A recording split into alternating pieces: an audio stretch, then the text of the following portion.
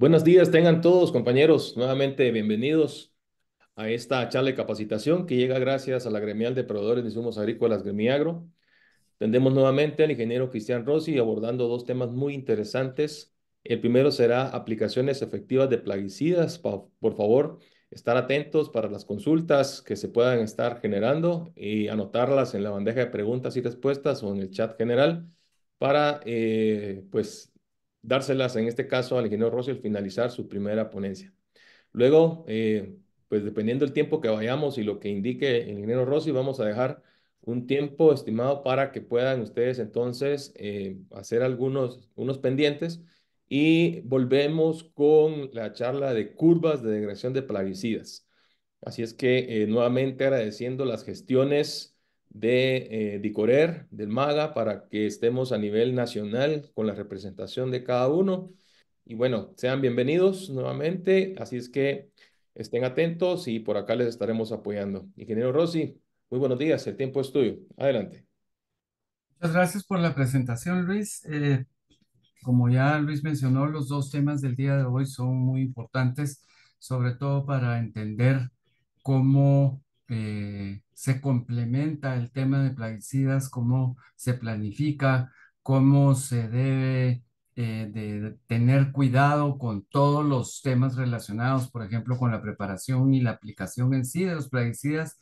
Y luego en la segunda parte, como Luis ya mencionó, lo que respecta a las curvas de degradación, que es la parte científica de cómo establecer el, el- ese proceso de rompimiento de las moléculas que después de haber sido utilizadas en su parte biocida sobre las plagas, cómo éstas se van degradando para formar los metabolitos y cómo van desapareciendo hasta el momento de la mineralización.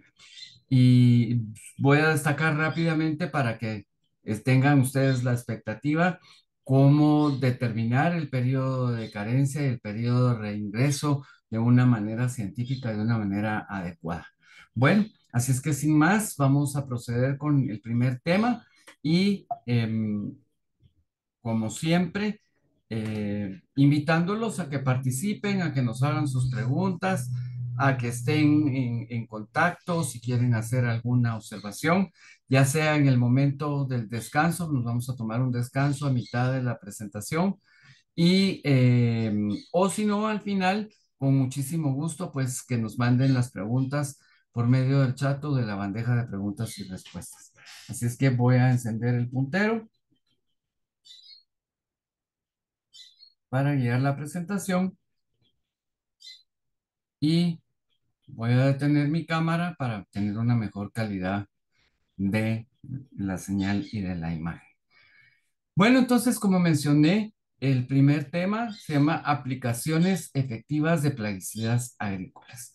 Y detengámonos en aplicaciones efectivas. Eso quiere decir que lo que queremos lograr es que ese proceso obtenga el resultado que nos hemos propuesto de controlar, de minimizar, de eliminar, de reducir el impacto que pueda tener una plaga o una enfermedad sobre nuestros cultivos. Pero primero, sobre la mesa vamos a poner un enunciado que dice lo siguiente. Conoce a tu enemigo y conócete a ti mismo, y así saldrás triunfador en mil batallas. Esto está tomado del Arte de la Guerra, es un libro escrito por Sun Tzu hace muchos años, y es importante el enunciado porque si nosotros conocemos a nuestro enemigo, que en este caso son las enfermedades, son las plagas, son todos esas situaciones que no queremos eh, tener sobre nuestros cultivos y conocemos precisamente todos los recursos disponibles, las moléculas que vamos a utilizar, los ingredientes activos, las preparaciones correctas, el uso de la boquilla, el tamaño de la gota, la dosificación, la frecuencia con la que hay que repetir las aplicaciones y además, pues los equipos que estamos utilizando, el clima, toda la situación que nosotros podemos controlar o arreglar, vamos a tener, vamos a salir triunfadores o vamos a tener éxito, vamos a ser efectivos en esas batallas que vamos a enfrentar contra estos problemas que definitivamente afectan nuestros cultivos. Entonces, esta es una frase que va a guiar toda la presentación, esta primera parte de la presentación, y no se nos puede olvidar. Entonces, lo primero que tenemos que hacer es conocer a nuestro enemigo. Y aquí en la presentación tenemos dos ejemplos el día de hoy para que ustedes vean los diferentes tipos de enemigos que podemos tener. Realmente son tantos y tan variados que es importante pues tomar en cuenta algunos factores.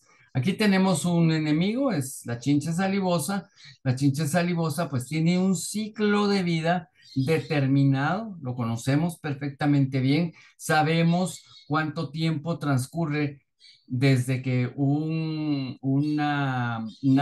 tenemos un huevo, de 10 a 15 días tarda en eclosionar el huevo y se produce una larva. Esa larva va a tener perdón, una ninfa, y esa ninfa va a tener un crecimiento entre 30 y 32 días, va a tener 4 estadios, pero previo a eso tenemos que saber que para que el huevo reviente deben pasar 10 a 15 días en una humedad alta, o sea, en un periodo lluvioso, o hasta 6 meses cuando tenemos un periodo seco.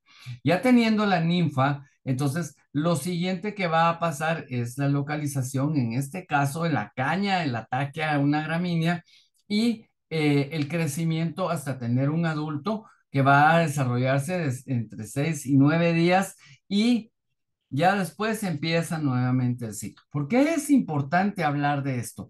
Porque tenemos que saber cuándo es vulnerable nuestro enemigo, cuándo lo podemos atacar de mejor manera, cómo funciona su sistema de desarrollo, cómo se reproduce, en fin, cómo podemos apresurar o cómo podemos retardar ese proceso de crecimiento y definitivamente pues planear la estrategia de cómo lo vamos a atacar. Entonces, tenemos un periodo de desarrollo de 55 a 60 días cuando hay lluvia y hasta de 8 meses cuando hay un periodo seco. Noten este dato que es interesante porque el siguiente enemigo es el saltón coludo. Ambos ejemplos están enfocados a la caña de azúcar, pero puede ser cualquiera de todos los enemigos que tenemos y el estado, por ejemplo, del huevo en este caso es de 15 a 19 días. La postura es en grupos de 1 a 12 huevos, así los vamos a encontrar. La ninfa va a tardar entre 24 a 29 días en desarrollarse, va a tener de 1 a 5 instares y aquí es donde está el mayor daño sobre nuestro cultivo. El macho adulto va a requerir 7 días, la hembra adulta hasta 4 semanas de desarrollo. Noten la diferencia entre el desarrollo de un macho y de una hembra. Y la hembra copula principalmente de noche y coloca aproximadamente 200 huevos. Y el ciclo de vida de huevo a adulto es de 6,5 semanas a 7 semanas. Entonces, es otro sistema totalmente diferente. Recordemos que el problema con el saltón coludo es precisamente el acarreo del hongo negro, ese hongo que se desarrolla sobre las hojas de las gramíneas. Entonces, esto es solo para que ustedes se den cuenta qué tan diferentes pueden ser nuestros enemigos. Pero entonces, la gran pregunta, ¿y ahora qué hacemos? Ya tenemos información sobre nuestros enemigos, ya leímos, ya sabemos, tenemos todos los datos, sabemos cuándo ataca, en fin, pero ahora ¿qué hacemos? Bueno, esa es ahora la tarea de sentarnos a pensar qué herramientas de todas las que tenemos vamos a utilizar.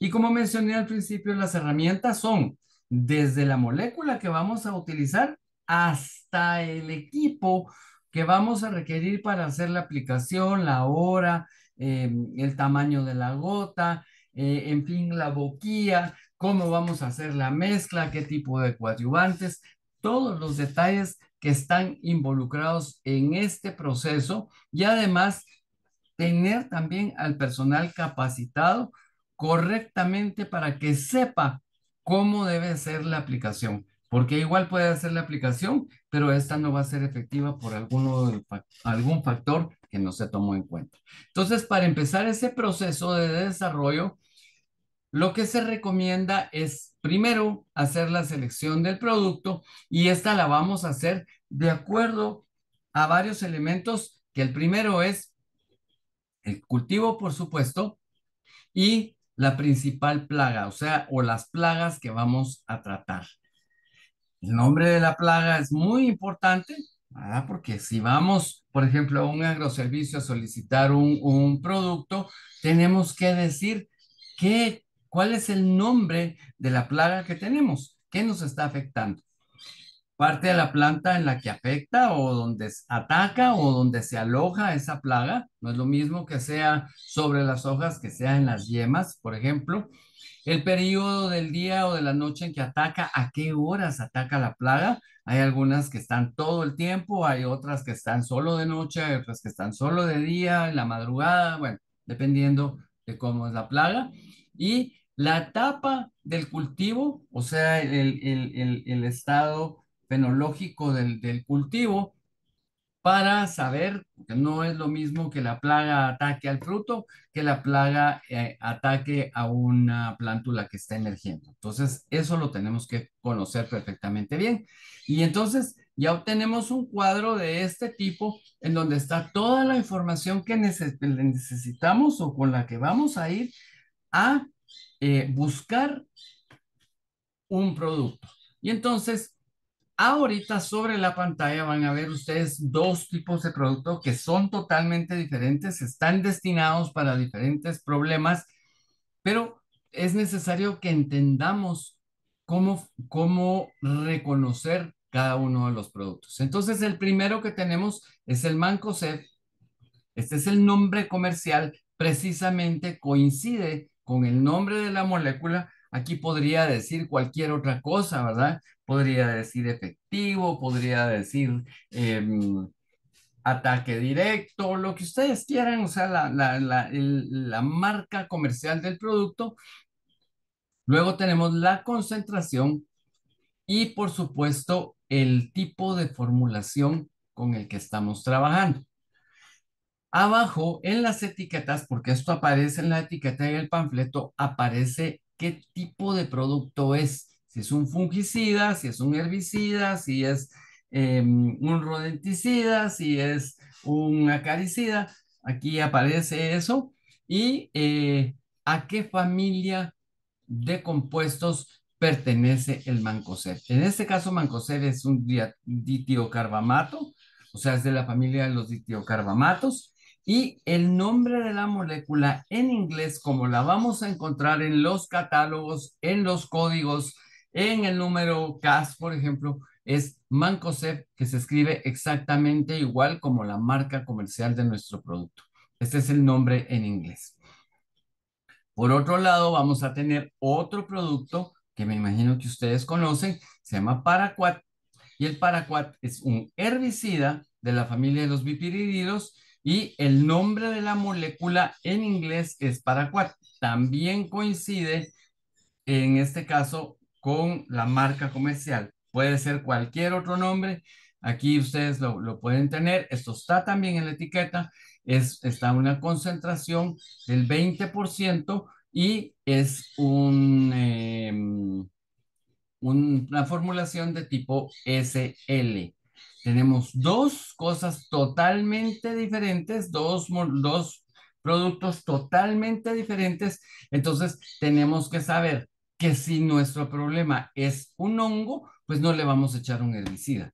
Y por otro lado, si el problema es una maleza, pues no le vamos a echar un fungicida.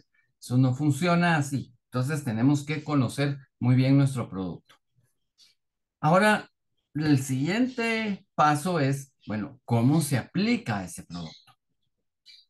Y el producto deberá llegar al sitio correcto, o sea, la parte de la planta para controlar o eliminar el problema. Definitivamente, tenemos que saber ese detalle. Previo a la aplicación y para que ésta sea eficiente, se deben considerar los siguientes elementos y mucha atención aquí. Primero, ¿cuál es el causante del problema? Ya lo sabemos, ya hicimos, el primer paso que hicimos era determinar cuál es el agente causal, cuál es la enfermedad, cuál es el vector, cuál es el insecto, cuál es el hongo, ya lo sabemos y ya hicimos un cuadrito anteriormente, pero es el primer paso. Luego, ¿cuáles son las condiciones del ambiente con las cuales estamos trabajando? Esas condiciones del ambiente, como ustedes ya saben, pues cambian rápidamente de la noche a la mañana. Ahora con los problemas que estamos teniendo, el calentamiento global y el cambio climático, pues es bien complicado de predecir, pero las tenemos que controlar. Y entonces, obviamente que tenemos que saber cuál es la velocidad del viento, la temperatura y la humedad que tenemos en el momento en que vamos a hacer la aplicación. Recordemos que si la velocidad del viento es muy alta, no podemos hacer la aplicación. Tenemos un rango de temperaturas adecuadas para hacer una aplicación y, por supuesto, la humedad eh, relativa que tenemos en el ambiente. Si es una humedad muy baja, vamos a tener mucha evaporación. Si es una humedad muy alta, el riesgo de lluvia es muy peligroso con un cambio de temperatura. Entonces, tenemos que tener cuidado con eso, estar muy pendientes. Por supuesto que el siguiente paso es el equipo que vamos a utilizar. Si vamos a hacer una aplicación con mochila, con tractor, con dron, con cualquier otro equipo que tengamos. Y entonces que este sea adecuado para la aplicación. Que la boquilla sea la correcta. Recordemos que la boquilla nos va a dar el flujo y el tamaño de la gota con la cual estamos trabajando. El estado general del equipo. El equipo resulta que se está desarmando, está oxidado, tiene problemas, tiene rotas las mangueras. Entonces, no podemos utilizar ese equipo. Ese equipo es un equipo muy riesgoso, es un equipo que nos va a causar un montón de atrasos. Entonces, tenemos que tener cuidado de que nuestro equipo esté en buen estado y, por supuesto, que tenga una correcta calibración. Y esto debería estar remarcado, ¿verdad? ¿Por qué? Porque la calibración es un elemento básico para establecer el tamaño de la gota, el flujo que necesitamos aplicar. Por lo tanto, hay que calibrar el equipo periódicamente y lo más posible. Por un descuido, por un problema, puede ser que se desajuste una boquilla o se desgaste una boquilla y entonces tenemos que calibrar. También es importante revisar en el estado general los empaques para ver que la presión se mantiene adecuadamente, por ejemplo, en una bomba de mochila, y entonces hay necesidad de estar calibrando y de estar midiendo. Además, en la calibración también interviene el factor humano, ¿verdad? Tenemos que saber que si un aplicador camina más despacio, pues hay que ajustar la boquilla de otra manera. Si camina más rápido, pues hay que ajustarla. En fin, hay una serie de aspectos importantes. Y vamos a ver cómo se hace para hacer esa calibración. La dosificación requerida del plaguicida. Y definitivamente, pues esta está colocada en el panfleto, en las hojas técnicas, en la información que nos dieron, la información técnica que nos dieron del producto. En fin, eso tiene que estar muy claro, muy, muy claro. No puedo cambiar esas condiciones. Resulta que es poquita la plaga que tengo, voy a echar menos cantidad del producto. No, no funciona así la cosa. Los componentes que vamos a utilizar es el siguiente punto, por ejemplo, la calidad del agua. Muchas personas no se preocupan porque el agua sea de buena calidad y puede echar a perder un agua que no es la adecuada, puede echar a perder una mezcla completamente y con eso ponemos en riesgo nuestro cultivo, ponemos en riesgo nuestro producto, desperdiciamos el dinero, nos ponemos en riesgo nosotros porque el producto ya no es el adecuado. ¿Cómo se hacen las mezclas? Hay un orden específico para hacer una mezcla, hay un procedimiento específico para hacer las mezclas, hay que hacer la mezcla en un tanque especial y ya que la mezcla está lista y que tiene todas las características correctas, entonces llenamos el tanque de mochila, el tanque de las bombas de mochila o de los tractores o de los drones. No podemos hacer la mezcla directamente en el tanque de una bomba de mochila o de un dron. Imagínense en el recipiente pequeñito de un dron. Eso no funciona. ¿Qué aditivos vamos a utilizar? Aditivos para tratar el agua. Por supuesto que si necesitamos bajar el pH, no vamos a usar un producto alcalino.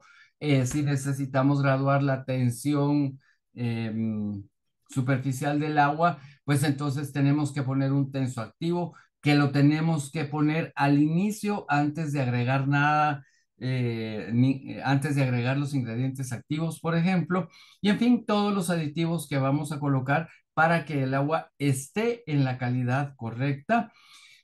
Luego seleccionar los coadyuvantes, es que resulta que el cultivo necesita un buen adherente y un buen translocante, entonces tenemos que seleccionar esos coadyuvantes para que el producto realmente llegue a la parte de la planta donde nos interesa. Las boquillas nuevamente, reforzamos el tema de las boquillas porque las boquillas van a precisamente permitir que todo esto que hicimos bien llegue adecuadamente a la parte de la planta donde lo requerimos. Y por supuesto hay otro montón de factores, ¿verdad? Revisar los empaques, la presión y todo lo demás. ¿Cuáles son los factores que se necesitan para una buena aplicación? Bueno, el primero, miren que está de número uno, el operador. La persona que va a hacer la aplicación tiene que estar bien capacitado, entrenado, consciente de lo que está haciendo, tiene que haber participado precisamente en la parte de la calibración. ¿Por qué? Porque él es el que va a hacer la aplicación y sabe cómo debe caminar, cómo debe de bombear, cómo debe aplicar. O sea que aún si es el chofer de va a manejar un tractor en donde se está haciendo la aplicación, tiene que saber perfectamente bien cómo manejar su equipo. El equipo en sí, si no tenemos un buen equipo, no podemos hacer una buena aplicación. Y entonces, que sea adecuado para la tarea, con un mantenimiento y calibración periódica. Lo volvemos a repetir otra vez. Esto es vital. Que el uso de boquilla sea acorde al objetivo.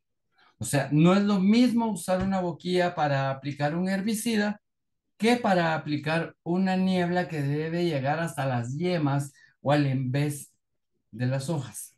No es igual. El clima, y recordemos que el clima no lo podemos controlar, ojalá pudiéramos, pero no se puede.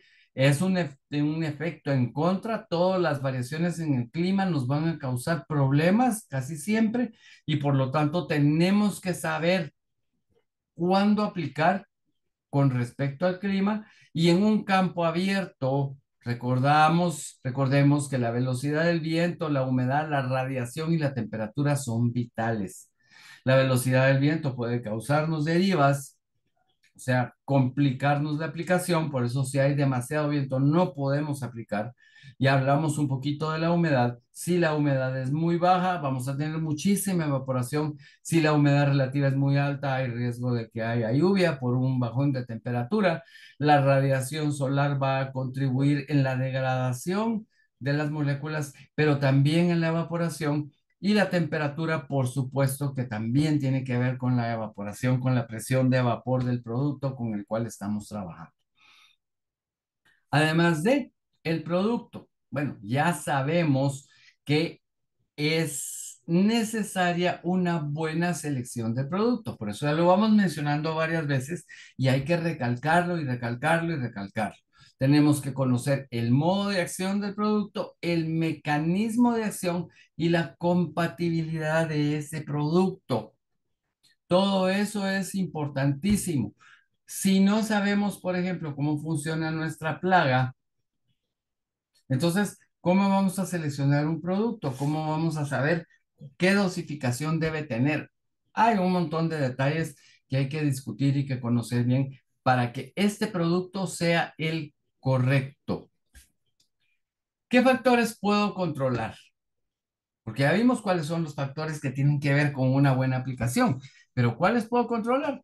Bueno, puedo controlar todo lo que tiene que ver con la aplicación. ¿Y cómo así que puedo controlar? Pues si estoy revisando que nuestras boquillas estén en el estado correcto, que el tamaño de la gota, que el flujo sea adecuado, que la distancia sea la correcta, que el número de aplicaciones sea el indicado, la dosificación, en fin, todo eso yo lo puedo controlar. La concentración, el que esté bien hecha la mezcla, por ejemplo, que los equipos estén limpios, todo eso yo lo puedo controlar. Luego, muy importante, y por eso recalcamos que las mezclas se hagan en un tanque de mezcla y no en los recipientes de los equipos de aplicación. En el tanque de mezcla yo todavía puedo ver que hay sedimentos. Si hay sedimentos es que hay algún problema, algo está pasando con el producto o con el agua o con alguno de los ingredientes que puse. Puedo filtrar antes de llenar una bomba, el tanque de una bomba de mochila, por ejemplo. Pero ya el producto adentro de una bomba de mochila y que produce sedimentos o tiene basuras o tiene productos suspendidos o tiene algún problema, cristalización, es muy difícil tratar eso. Y se nos van a tapar los filtros, por supuesto. Los filtros al momento de la aplicación tenemos que estar desarmando el equipo y revisando, perdiendo el tiempo, poniéndonos en problemas, ¿verdad? Aumentando el riesgo de intoxicaciones. En fin, esto no es una buena práctica. Si esto nos está pasando es que algo malo estamos haciendo. ¿Lo podemos controlar? Por supuesto que sí. Y luego todo lo que tiene que ver ya en sí con nuestro funcionamiento. Esta persona, aquí este aplicador tiene todo su EPP completo, está a la distancia correcta, está teniendo todo el cuidado para hacer su aplicación. Esto también lo podemos controlar. Fíjense que todos estos factores que pareciera que son de por sentado, muchas veces son tan de por sentado que se nos olvida controlarlos, revisarlos y usar el sistema correcto. No podemos jugar con nuestra vida, con el cultivo, con todas las situaciones de contaminación del aire, por ejemplo, del agua que se encuentre cerca, si es que hay alguna fuente de agua que esté cerca o alguna comunidad, por favor, tenemos que controlar todos los puntos importantes para una buena aplicación. Pero ahora vamos a hablar un poquito de las propiedades importantes del agua. ¿Por qué? Porque el agua en la mayoría de los casos es el solvente o es el medio que nos va a servir para preparar una mezcla para hacer una aplicación. Y hablamos ya rápidamente de la tensión superficial hace un momento, pero tenemos que entender que la tensión superficial es la propiedad que le permite al agua formar películas, que en algunos casos es hasta muy dura, ¿verdad? Esa película. Y entonces, aquí en la foto, pues la tensión superficial está relacionada con la cantidad de saltos que puede dar una piedra cuando la tiramos correctamente, ¿verdad? Porque esa película va a permitir que la piedra rebote y entonces si no tiramos adecuadamente la piedra, pues la piedra no va a rebotar, se va a hundir, pero el asunto es que no se nos puede olvidar que el agua tiene esa fuerza que nos permite graduar el tamaño de las gotas. La tensión superficial le permite a los insectos pararse sobre ella, o sea, el peso del insecto está distribuido sobre las patas y entonces Esa fuerza es la que permite que el insecto se detenga encima o que, por ejemplo, una hoja que cae sobre la superficie de un lago, pues no se hunda. Entonces, el tamaño de las gotas está regulado por la tensión superficial. Mientras mayor sea la tensión superficial, menos chance vamos a tener para formar, para graduar el tamaño de las gotas. Si tenemos que hacer una niebla muy pequeñita, tenemos que poner una sustancia que gradúe, un tensoactivo que gradúe la tensión superficial del agua. El siguiente punto que es importante es ver qué es una emulsión. En muchas de las formulaciones es necesario formar una emulsión. Y una emulsión no es nada más que la mezcla de una fase que no es miscible, que no normalmente no se mezcla con el solvente. En este caso, pues de la foto tenemos aceite y agua con un material, con un producto que es una sustancia emulsificante, logramos hacer una mezcla homogénea. Solo para que se recuerden qué es una emulsión, pensemos en la leche, por ejemplo. Grasa en agua. La mantequilla es una emulsión. Agua en grasa. Las cremas que utilizamos para hidratar la piel, esos también son emulsiones. La crema que nos comemos, sí, también es una emulsión. Entonces tenemos que lograr que ese aceite se entrelace, se combine físicamente con el agua y para eso usamos el emulsificante. Entonces, esto es muy importante cuando estamos trabajando con una fase oleosa, un aceite y un solvente como el agua. Entonces, eso no se nos puede olvidar. Luego, muchas de las preparaciones son suspensiones. ¿Y qué quiere decir suspensión? Noten que no estoy diciendo solución, estoy hablando de suspensión.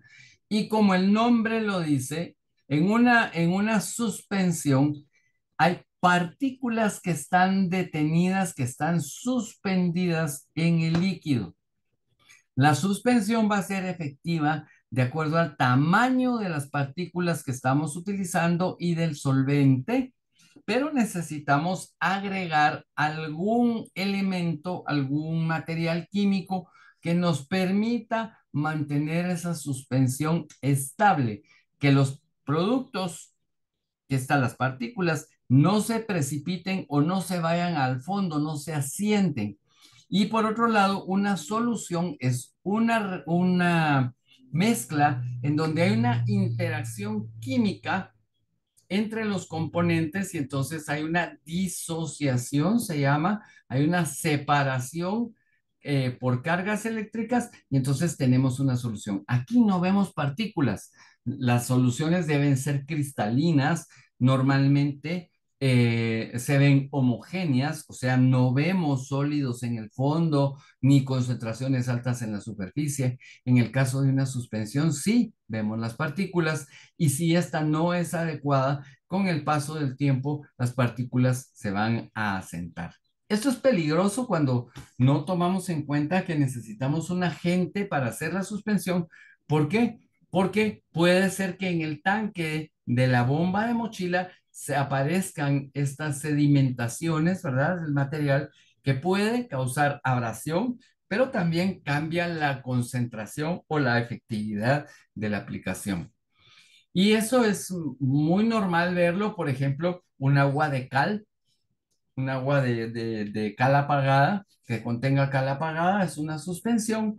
En el caso también de algunos polvos, de algunas formulaciones en polvo, si no agregamos algún elemento que cause la suspensión, como por ejemplo un polímero, un material que permita mantener estable esa solución, entonces vamos a tener ese fenómeno que ya mencioné. Yéndonos un poco a la calidad del agua, pues sí, tenemos que controlar lo que se llama turbidez, la dureza y el pH. Hablando un poquito de la turbidez se debe a sólidos suspendidos y a materia orgánica que está presente, materia orgánica que está suspendida. El agua ya no es cristalina como esta que está aquí. Eso no quiere decir que esta agua sea más pura que esta, porque puede ser que esto sea una solución de ácido, hay que tener mucho cuidado con eso, pero creo que nosotros no nos tomaríamos un agua como esta. En muchos lugares del mundo, esta es un agua clarísima y adecuada para tomar. En nuestro caso, pues tenemos que tratar de que el agua no tenga partículas suspendidas porque estas pueden actuar con algunos de los plaguicidas, con algunos de los productos con los cuales estamos trabajando. Entonces, esta turbidez se debe a material no disuelto en el agua, está relacionada con la turbidez, está relacionada con la limpieza del agua y es presencia de limos, sólidos y materia orgánica en suspensión, o sea, pequeñas partículas que hacen que el agua se mire opaca. Y por ejemplo, el paraquat y el glifosato se inactivan si se usa agua como esta. Ojo, porque si colocamos paraquat y glifosato en agua como esta, vamos a inactivar cierta cantidad de la molécula y eso no lo queremos, no nos conviene.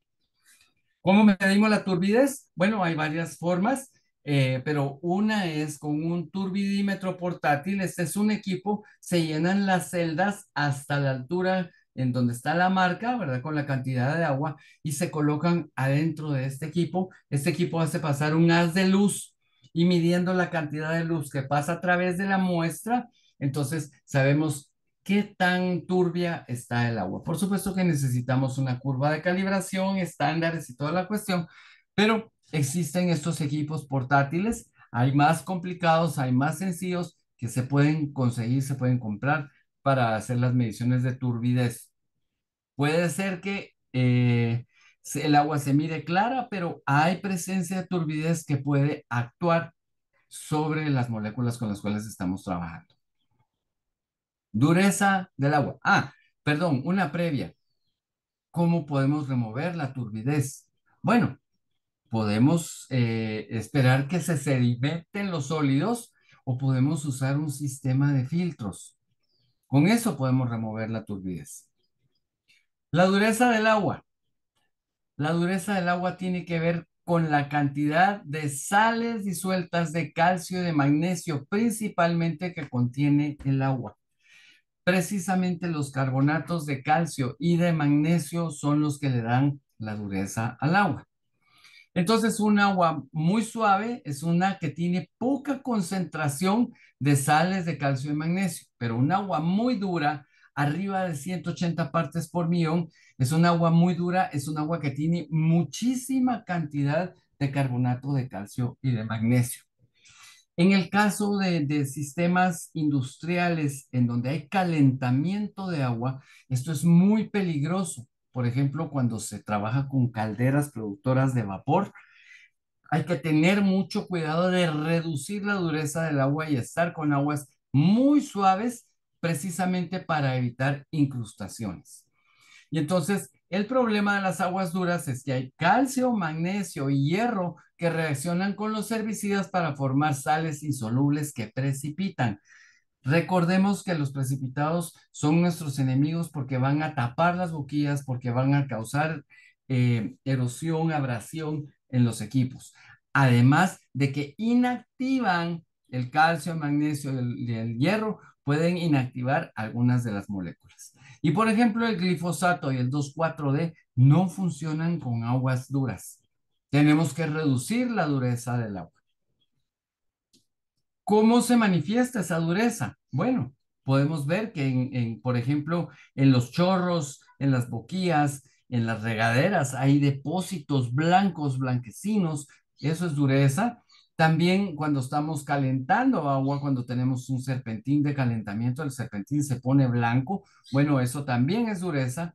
O cuando el jabón no hace espuma. Hay veces que el agua es tan suave que se produce una gran cantidad de espuma y a veces el agua es tan dura que hasta se siente como ligoso el jabón. Eso es un buen indicador, bueno, cualquiera de estos es un buen indicador que el agua es dura. ¿Cómo medimos la dureza del agua? Podemos tener un kit visual, o sea, un kit con cambios de colores, en donde colocamos una muestra en el recipiente hasta la altura de la línea, le echamos un indicador y luego vamos agregando gotita por gotita hasta que hay un cambio de color. Hay un cambio de coloración de rojo a azul. Entonces, cuando el agua se nos empieza a poner moradita, contamos el número de gotas de agua y eso corresponde a la dureza, a la cantidad de dureza que hay. Obviamente que esto es una medida muy aproximada, pero también hay colorímetros y hay conductímetros que se pueden utilizar. Un colorímetro mide el color de la luz y un conductímetro mide la cantidad de electricidad que pasa a través del agua. Esto puede colocarse en línea, o sea, en un sistema de tratamiento de aguas, el colorímetro puede ser portátil, así como ya vimos el turbinímetro, pues también se puede comprar. En el caso del pH del agua, bueno, pues la escala de pH lo que mide es la cantidad de iones H más o iones de ácido que hay presentes. Mientras más cercanos estamos a cero, el agua o la solución es más ácida y mientras más nos acercamos a 14, el agua es más alcalina.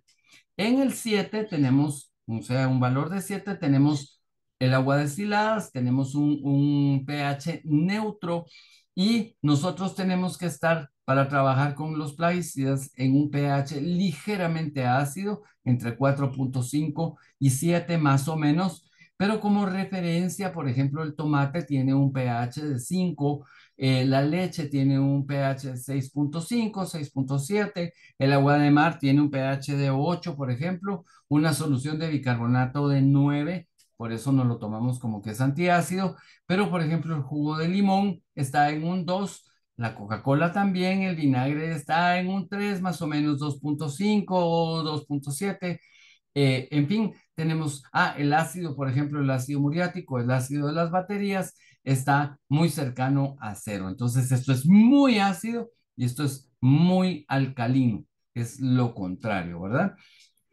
Y el pH adecuado para plaguicidas está entre 5,5 y 6,5. Normalmente, este es un rango. Hay que revisar a qué pH debe estar el agua para hacer la adición del plaguicida que estamos utilizando. Y tenemos que regular primero el pH antes de echar el plaguicida. Colocamos el ácido o el álcali que necesitamos para graduar el pH y cuando el agua ya tiene el pH correcto, agregamos el plaguicida porque si no podemos dañarlo si agregamos el ácido después. ¿Cómo medir el pH del agua? Pues podemos tener un papelito, un sistema de papelito que es el menos exacto. Podemos tener un papelito, una tira indicadora que ya más adecuada, o sea, ya específica con un rango de pHs. Podemos tener un potenciómetro manual para medir pH o podemos tener un equipo que ya se encuentra en un laboratorio. Estos pueden ser muy prácticos para llevarlos y hacer mediciones rápidas en campo. Mientras más sofisticado sea nuestro equipo, pues más adecuado será el valor que obtengamos.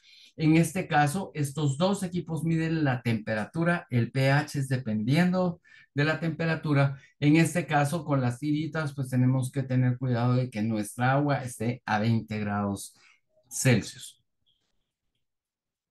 Haciendo una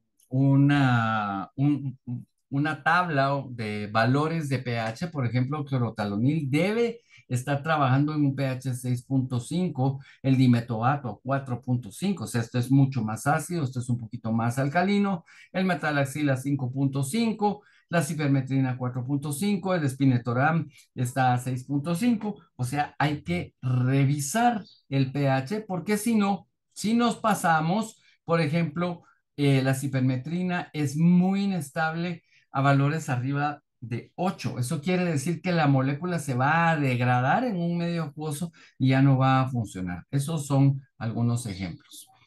Y en gran resumen, un gran resumen de todo lo que acabamos de hablar, por ejemplo, aquí tenemos una comparación de diferentes herbicidas. Está el paraquat, el glifosato, las atracinas, metsulfurón y 2,4-D. Me imagino que han oído ustedes hablar de alguno de ellos o de todos.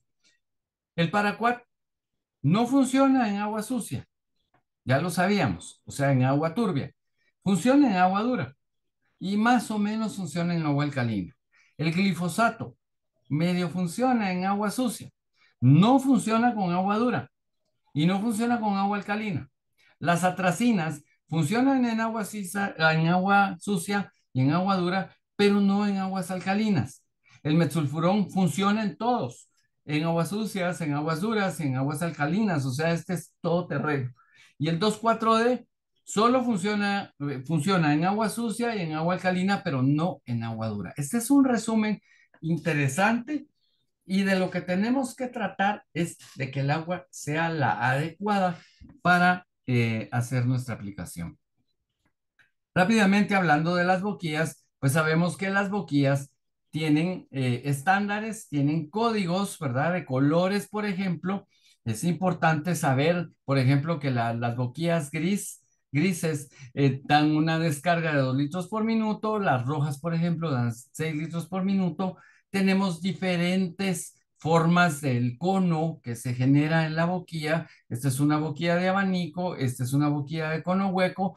La diferencia entre las horas de vida de los diferentes materiales, por ejemplo, el de cerámica es el que más horas tarda, 1.000 horas de vida útil, mientras que el latón solo 60 horas. Esto es debido también a las condiciones del latón. El latón es muy susceptible a la acidez.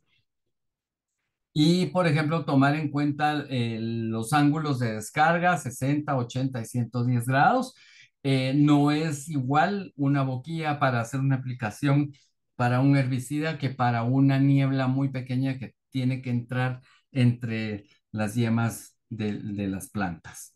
Entonces, esto es solo un recordatorio a tomar en cuenta todo esto. La codificación de la boquilla es importante. Podemos ir a los manuales de las boquillas, ¿verdad? A ver, y los fabricantes tienen sus manuales y tienen sus guías. Tenemos el tipo de la boquilla, por ejemplo, puesto en sí en la boquilla, la marca, el ángulo de la liberación, este es de 110 grados, el caudal, 4 litros por minuto, el material, la codificación, ¿verdad? O sea, el color de la boquilla, ya sabemos que eso corresponde al flujo. Y tenemos, por ejemplo, boquillas de chorro plano, XR rango de presión grande, V es boquilla de borde. En el caso de las boquillas de cono, un FL es una boquilla de cono lleno. Boquillas de gran angular, un TF es una boquilla de gran angular de precisión. Entonces, todas las siglas que están puestas en la boquilla nos indican qué tipo de boquilla es. Es muy bueno tener los catálogos de los fabricantes de boquillas para poder saber cómo se va a comportar esa boquilla. ¿Y cómo hacemos el control de aspersión y de aplicación? Bueno, pues creo que todos sabemos que existe un tipo de papel indicador que se llama papel hidrosensible, que lo que nos permite es, por cambio de color, de amarillo a azul, determinar la cantidad de gotas y el tamaño de las gotas que estamos aplicando. Por supuesto que hay que colocar los papeles en una posición adecuada y entonces podemos medir la precisión, la eficiencia y la eficacia de acuerdo a una aplicación, a una calibración que estemos haciendo con la persona que está encargándose de manejar la bomba de mochila. El papel hidrosensible proporciona la prueba física, lo podemos poner en la parte baja, o sea, en porte bajo, cuando hacemos una aplicación de porte bajo, o la podemos poner en el porte alto, en la parte superior del cultivo. Por ejemplo, si vamos a hacer la aplicación con una avioneta, con un helicóptero, pues tenemos que ver cómo está la aplicación en la parte de arriba y es un buen indicador porque yo puedo con un contalíneas que se llama, que es una lupa especial, puedo saber cuántas gotas hay por unidad de área y el tamaño de las gotas y con eso podemos calibrar el equipo, hacer la evaluación de aplicaciones aéreas o terrestres y ser mucho más eficientes para la calibración de los equipos. ¿Qué estamos queriendo hacer? Que las gotas sean del tamaño de la cobertura correcta. Las gotas grandes deben llegar a la superficie de las hojas. Las gotas medias ya deben ingresar adentro de la planta y las gotas pequeñas pues llegar hasta las partes más profundas de la planta en vez de las hojas o dependiendo pues a dónde queremos llegar. Entonces, no hay una regla general para la mejor aplicación, pero tenemos que tomar en cuenta todo lo que ya hemos hablado.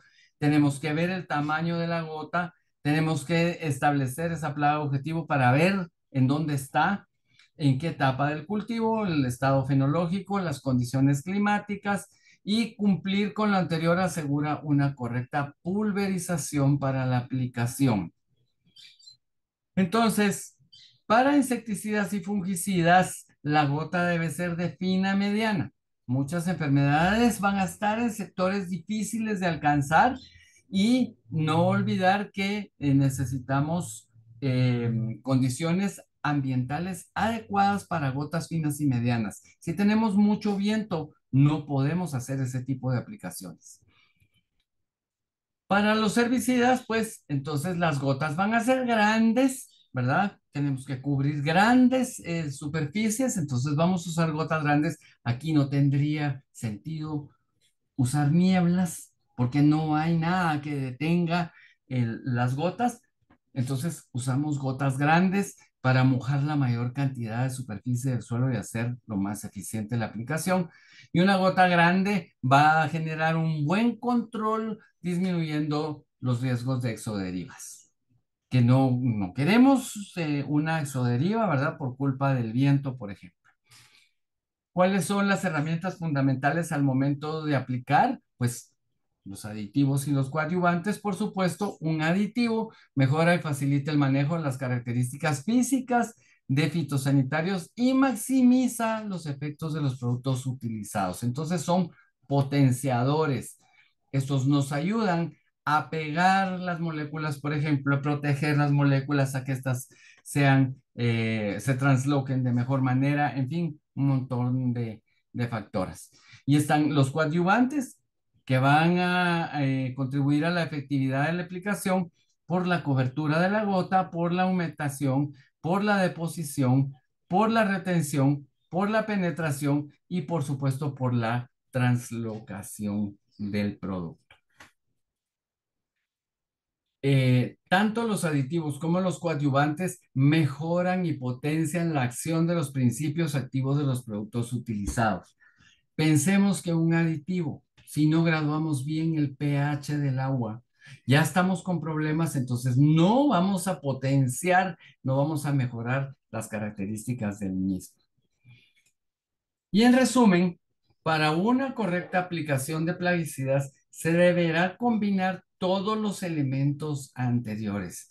Pensemos que tenemos que coordinar a la persona que está haciendo la aplicación. Recuerden que es el primer punto importante en las aplicaciones. Tenemos que tener el producto adecuado, el equipo adecuado, la mezcla correcta, o sea, todo el sistema en el cual estamos haciendo la mezcla de la formulación para hacer nuestra aplicación y llegar a la concentración adecuada y subrayar, por supuesto, el leer cuidadosamente la etiqueta, el panfleto, las hojas técnicas de los productos y preguntar y consultar a los técnicos cómo debe hacerse la aplicación correcta del producto. Todo eso nos va a permitir tener ese gran marco que nos va a asegurar o garantizar que la aplicación va a ser efectiva. No se nos puede olvidar el uso correcto de todo nuestro EPP, nuestro equipo de protección, porque antes de hacer cualquier aplicación, cualquier mezcla, tenemos que tener puesto nuestro equipo de protección siempre. No importa de qué color sea la banda toxicológica del producto, siempre tenemos que estar preparados para hacer una aplicación correcta. Yo aquí me detengo un momento. Quisiera preguntarle a Luis si tenemos alguna pregunta, si tenemos algún comentario, para también darles permisito de unos 5 minutos para tomarnos un café, para dar una vuelta, para contestar algún correo o alguna llamada que tengamos que hacer. Así es que, Luis, por favor, me indicas cómo estamos. Estamos bastante bien, Cristian. De momento no hay consultas, ni en la bandeja de preguntas y respuestas y en el chat general. Ok, Sí, perfecto. Eso quiere decir que las van a hacer al final. Espero que así sea. yo Entonces, también. vamos a detener entonces aquí la presentación. 5 minutos. Bueno, estamos listos para continuar. La segunda parte de la capacitación corresponde a lo que son las curvas de degradación de plaguicidas.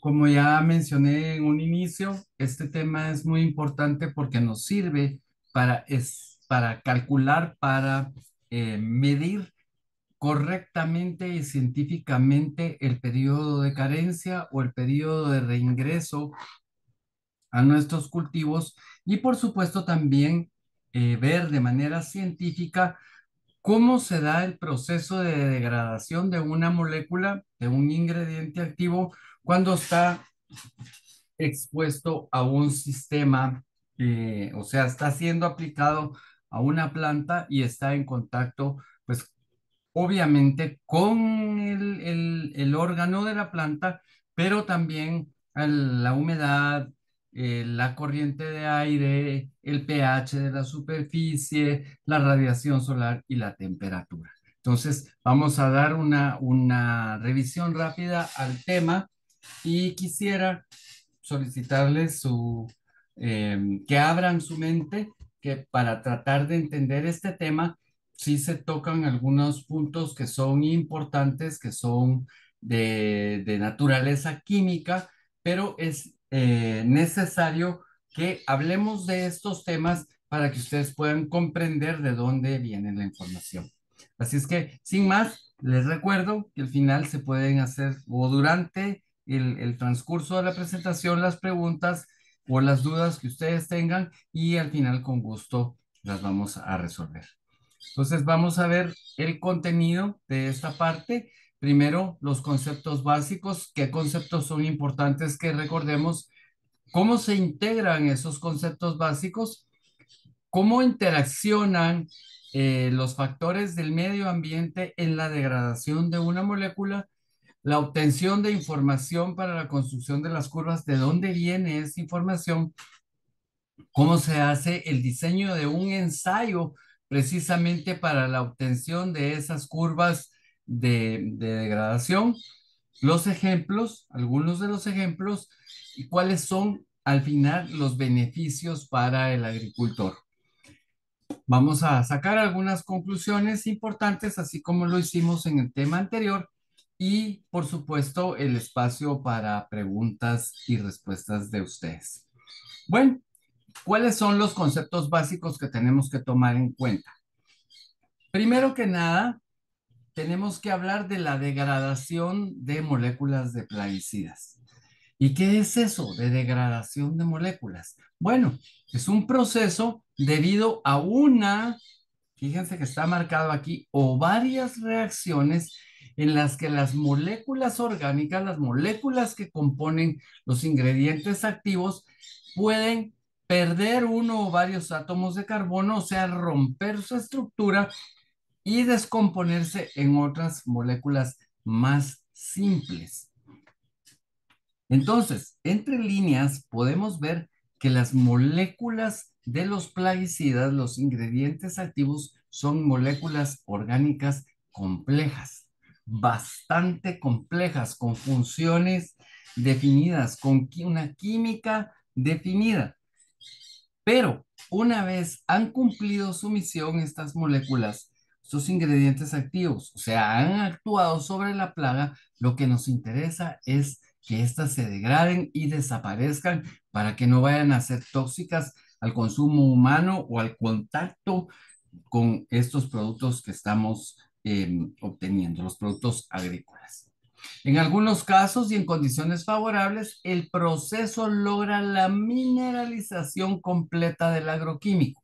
En otras palabras, esas moléculas orgánicas, por estas una o varias reacciones, van a formarnos compuestos tan sencillos como CO2, vapor de agua, metano y algunas otras moléculas que son muy, muy sencillas en comparación con lo complejo que son las moléculas iniciales.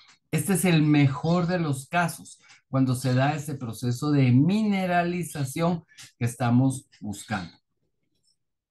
Entonces, ¿qué es una degradación como tal? Vamos a querer que esa molécula se vuelva o logre la mineralización y se obtenga CO2, agua, amonio, por ejemplo, amoníaco, nitritos y nitratos, ¿verdad? Aquí en este caso es nitratos, nitritos, sulfatos u otros componentes que sean muy sencillos. En algunos de los casos, hasta las plantas pueden utilizarlos para su alimentación y nutrición cuando hemos llegado a obtener sustancias muy, muy sencillas. En otros procesos se obtienen metabolitos con propiedades diferentes al agroquímico original.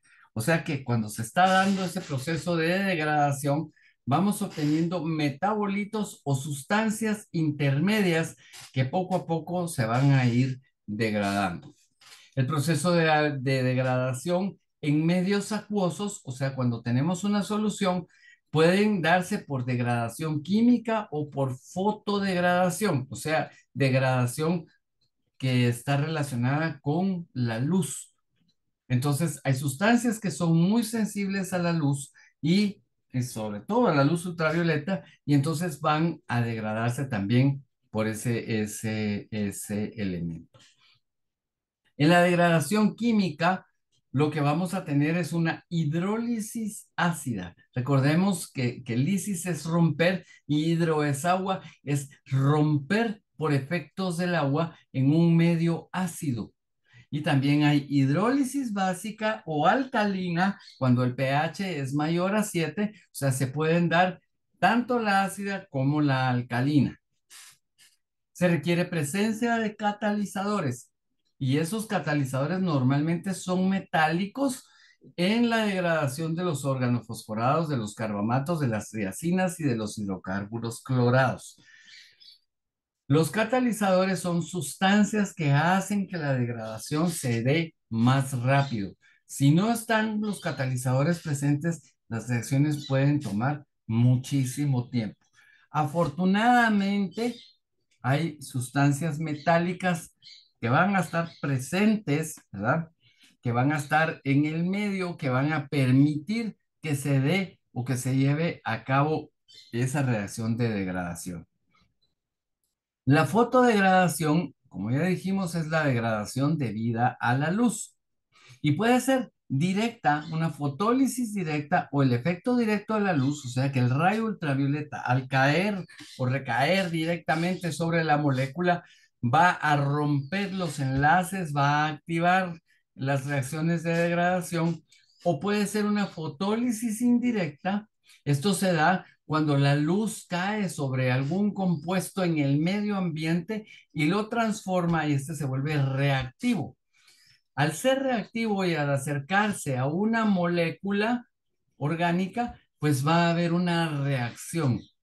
¿Qué quiere decir esto? Así en palabras sencillas, que puede ser que la luz cargue o transforme el medio en donde está el plaguicida y entonces por ese efecto de cambio del medio va a haber una degradación en sí del plaguicida. La luz no va a actuar sobre el plaguicida, sino que va a actuar sobre el medio para causar las condiciones adecuadas, un cambio de acidez, por ejemplo, o alcalinidad, o una reacción de radioactiva o cualquier cosa, y entonces se desencadena una reacción química. ¿Qué es la cinética de degradación? Y fíjense que la palabra cinética tiene que ver con movimiento, con velocidad. Entonces, cuando hablamos de cinética de degradación, es que nos interesa ver la velocidad con que se degradan las moléculas. Eso es lo que quiere decir este término.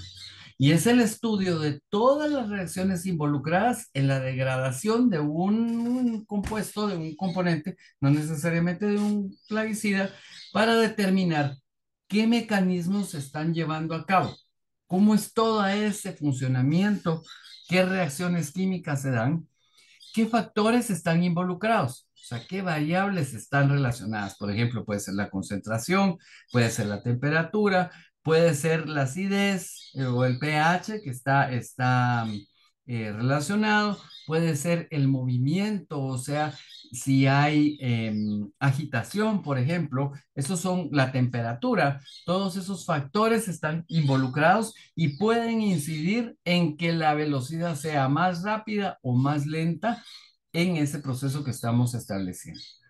El tiempo requerido, muy importante, ¿verdad? El tiempo requerido, porque es al final de cuentas el que nos va a decir cuánto tenemos que esperar para poder cosechar un producto y poderlo consumir para que éste sea sano, que sea un alimento inocuo y no nos vaya a causar problemas. Además, se pueden dar diferentes tipos de reacciones, de procesos.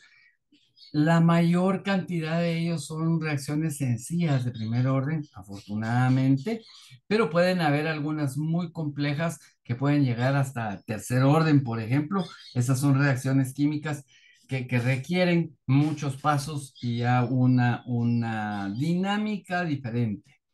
La mayoría se llevan a cabo por reacciones de primer orden, afortunadamente. Lo recalco porque entonces es fácil, son fáciles de estudiar. Y cuando tenemos una reacción química, o sea, tenemos un componente A, un ingrediente activo A, y se va a degradar, este va a formar un componente B y un componente C, que son diferentes a, o sea, partimos de A, que fue el que aplicamos, pero con el paso del tiempo, con efecto de la luz, se va a volver B más C. Está generando A B y a C. Esa es una reacción normal de primer grado. La velocidad de reacción mide cuánto baja la concentración de A, cómo se va consumiendo A para ir formando B y C con respecto al tiempo. O sea que yo voy a tener un cambio en cantidad de A con respecto al tiempo. Va a bajar la concentración de A con respecto al tiempo. Pero es muy importante saber que conforme va disminuyendo la concentración de A, empieza a aumentar la concentración de B y la concentración de C. O sea, estos empiezan a aparecer y en este caso va a ser la misma velocidad de aparición de B que la de C. Es igual a la de desaparición de A, solo que van a tener un signo negativo, porque uno desaparece y el otro aparece.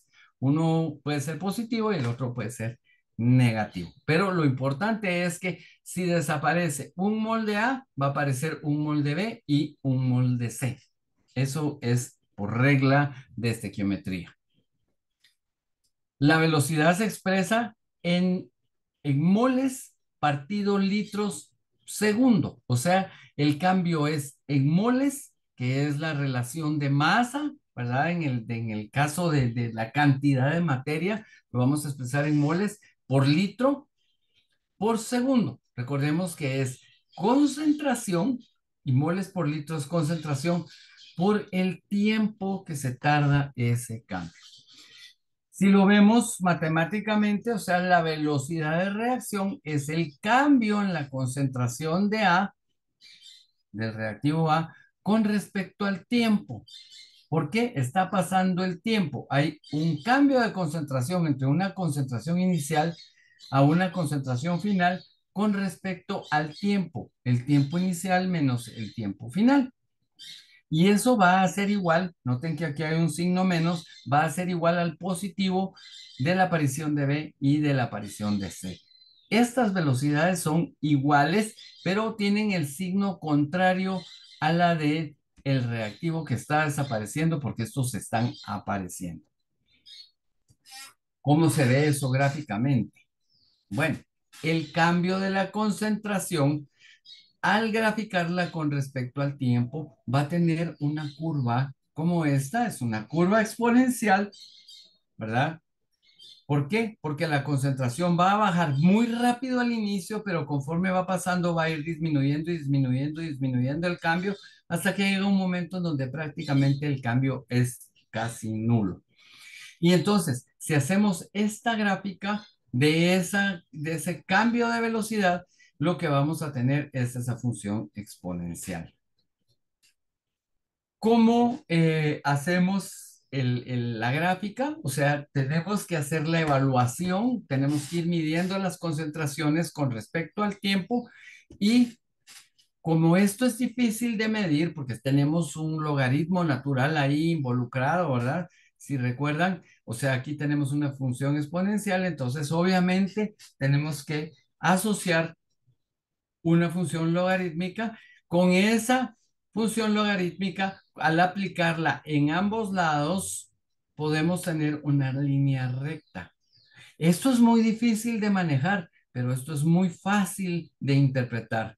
Entonces, al aplicar el logaritmo tanto al cambio de concentración como a la constante por el tiempo, vamos a obtener una linearización de esa eh, reacción y esto es lo que nos sirve a nosotros para estimar el tiempo de degradación.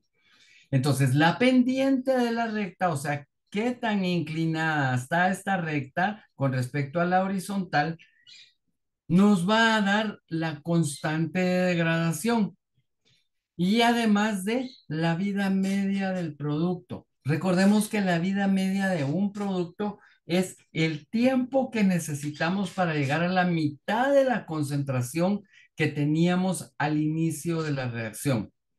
Y entonces, ya con esto, ya empezamos a tener valores que nos permiten estimar cómo se va a comportar nuestra molécula. Entonces, al final, la ecuación nos queda de esta forma. Esta ecuación linearizada nos queda al aplicar los logaritmos naturales. Y entonces, CO es la concentración inicial, C es la concentración final y T es el tiempo que ha transcurrido. La constante la vamos a determinar por todas las mediciones que vamos a hacer y entonces ya nos queda la función de la velocidad para esa reacción. Obviamente que para hacer todas esas mediciones necesitamos equipos sofisticados, HPLCs, por supuesto, todo un sistema de calibración, soluciones, estándares, un montón de cosas y por supuesto, eh, bueno, pueden ser cromatografía de gases o cromatografía líquida, como ya había mencionado, pero se necesitan buenas prácticas de laboratorio para hacerlo, no es así nomás. ¿Cómo es ese ejemplo de degradación? O sea, ¿de qué estamos hablando cuando estamos degradando un compuesto? Por ejemplo, podemos partir de una molécula como un metiltiofanato. Noten que la estructura es bien compleja, hay un anillo aromático, hay presencia de azufres, hay radicales metilo por acá, hay oxígenos con nubes electrónicas. Bueno, en fin, esto es bien complejo y entonces, con los procesos de degradación, vamos a ir rompiendo la molécula y, por ejemplo, el metiltiofanato se convierte en benomilo, que es un poco más sencillo que esto. Y el benomilo, a su vez, con el proceso de degradación, se va a transformar en carbendazim. Noten que el carbendazim es más sencillo, es más estable, ¿verdad? Que esto que está aquí, que el metiltiofanato. Esto es muy reactivo, este es un poco más estable, pero se necesita pasar de uno a otro para llegar a ese carbendazim. Y por ejemplo, degradaciones muy frecuentes desde metiltiofenato a carbendazim, como ya lo vimos, y carbendazim benomilo, ya lo vimos, el acefato se va a volver metamidofos, el captan se va a volver folpet, el dimetoato se va a volver ometoato, el metomilo se va a volver tiodicar, en fin, puede ser que uno de los compuestos que nosotros utilicemos como ingredientes activos provengan de la degradación de una molécula un poco más compleja. Entonces, es importante conocer todo este proceso, ¿verdad?, de transformación para saber cuánto tiempo se tarda esto, en qué condiciones pasa, porque si yo quisiera fabricar tiodicar, porque ese es el que necesito para tratar una plaga, pues tengo que partir de metomilo. Fabricar primero metomilo, transformarlo y obtener tiodicar. Entonces, es importante también hablar de residuos de productos sanitarios, fitosanitarios, y eso en la literatura se conoce como RPF, y estas son sustancias que están presentes en los vegetales, ¿verdad? Porque el proceso de degradación se da sobre los vegetales, sobre las hojas de las plantas, sobre los frutos, por ejemplo, en productos vegetales o transformados en productos comestibles de origen animal o en el ambiente, en el agua, en el aire, el suelo y otros. Así es que los residuos también nos interesan. Tenemos que tener en cuenta los ingredientes activos y los residuos, lo que queda al final de la transformación. Y estos son los restos de utilización de un producto fitosanitario y estamos incluyendo metabolitos y productos resultantes de degradación o reacción de la matriz aplicada. O sea, los metabolitos son los productos intermedios y al final los productos resultantes de la degradación. Queremos, por supuesto, llegar a una mineralización, a la degradación completa, y esto va a depender de las condiciones ambientales a las cuales estamos trabajando. Hablemos un poquito de qué es un límite máximo de residuos. Este es un término que se utiliza muchísimo en la comercialización de productos agrícolas, sobre todo cuando hablamos de exportación. Es un tema que hay que tratar con mucho cuidado cuando estamos hablando de exportaciones. Tiene que ser un tema muy importante también para el consumo local de nuestros productos agrícolas, pero se vuelve importantísimo cuando queremos exportar. ¿Por qué? Porque todos los países a donde vamos a mandar nuestros productos agrícolas nos van a controlar con respecto al límite máximo de residuos, la concentración de residuos que llevan nuestros productos agrícolas. Entonces, es una concentración máxima de residuos de un producto fitosanitario en un producto vegetal o alimenticio. Quiere decir que en Alemania o en España o en Estados Unidos o en Corea, lo que van a medir es la concentración o van a buscar la concentración de algún plaguicida o de alguna molécula que fue utilizada. Si esa concentración es mayor a la que está permitida para el comercio, nos van a rechazar el producto. Si la concentración es menor, nos van a aceptar el producto. Entonces, si no tenemos cuidado de medir esa concentración, puede ser que nos rechacen nuestro producto y echamos a perder nuestra producción. Es legalmente permitida en la superficie o en la parte interna de los productos alimenticios humanos o animales. Y esto está determinado por el tipo de producto agrícola que estamos comercializando. Por ejemplo, en el caso de una fruta, cuando se va a hacer la determinación, se toma la fruta como tal, se muele y se establece en ese molido la concentración que hay del plaguicida que estamos analizando, o el metabolito o del residuo que estamos analizando. ¿Qué es el periodo de carencia o de seguridad? En la literatura aparece como PS y es el tiempo que debe transcurrir entre la aplicación, cuando estoy poniendo la molécula sobre la planta, o sea, el producto fitosanitario, y la recolección, o sea, la cosecha segura del cultivo. Entonces, el periodo de carencia está relacionado con el límite máximo de residuos. Es más, el límite máximo de residuos establece el periodo de carencia o el tiempo que yo tengo que esperar para cosechar el producto y poderlo enviar. Se deberá calcular de forma que no sobrepase un límite máximo de residuos o límite específico de cuantificación. Eso quiere decir que el periodo de carencia es dependiente del límite máximo de residuos. El periodo de carencia no puede ser un tiempo menor al que se necesita para que la molécula se degrade hasta el nivel de la concentración adecuada. Este dato es específico y se obtiene para cada cultivo y para cada molécula. O sea que dependiendo del ingrediente activo, así va a ser el periodo de carencia para cada uno de los cultivos. Es posible que para una fresa sea un valor y para un tomate sea otro valor y para una lechuga sea otro valor, siempre y cuando el producto se pueda aplicar en los tres. Está declarado en la etiqueta de los productos fitosanitarios. El periodo de carencia está dado en los panfletos. Ahí se establece cuál es ese periodo de carencia.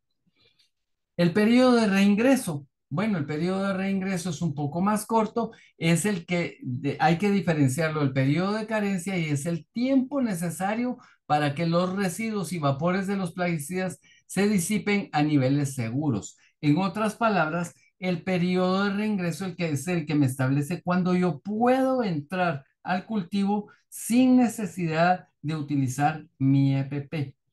Lo tengo que establecer también. Hay que medirlo. Eso se hace con mucho cuidado y ya vamos a ver cómo está eso sobre la curva de degradación.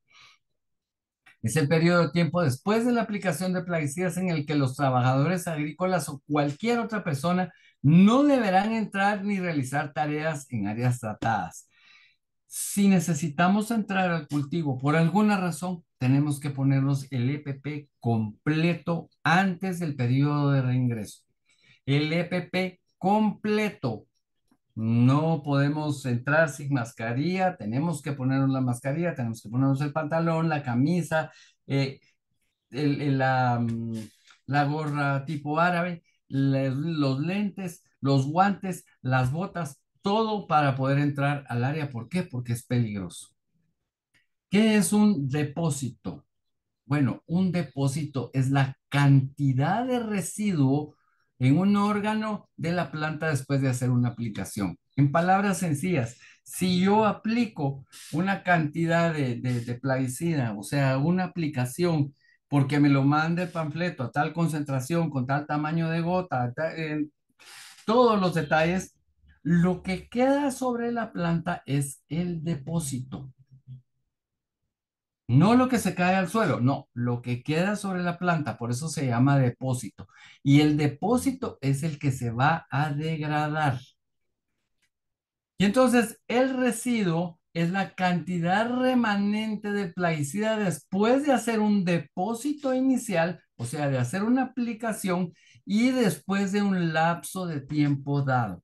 O sea, yo puedo medir los residuos a los 5 días de haber aplicado, a los 10 días de haber aplicado, a los 20 días y por supuesto que los residuos van a ir disminuyendo porque el material se va a ir degradando. Entonces, el depósito es la cantidad inicial que quedó sobre la planta y el residuo va a ir dependiendo del tiempo con respecto al paso del tiempo y va a ir disminuyendo. ¿Qué es la fase de latencia? Es un periodo de tiempo de permanencia del depósito hasta llegar a una degradación significativa.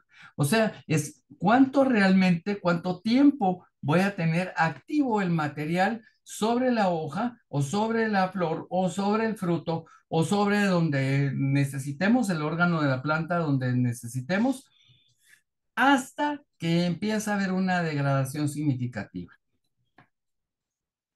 La fase de degradación es la fase temporal donde se produce la degradación del residuo, o sea, es todo el tiempo que yo necesito para hacer la degradación y esta se debe a efectos mecánicos internos, a efectos mecánicos externos, ajenos a la planta y pueden ser ambientales y del suelo. Los mecánicos internos dependen del metabolismo de la planta.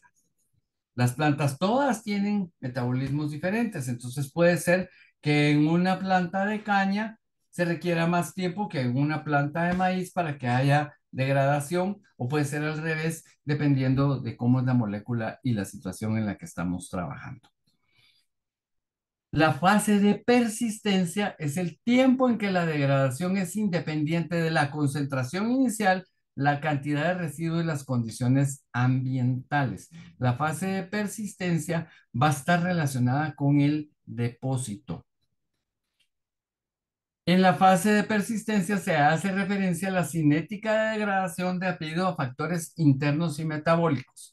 Normalmente es degradación de primer orden, o sea, es una degradación muy sencilla.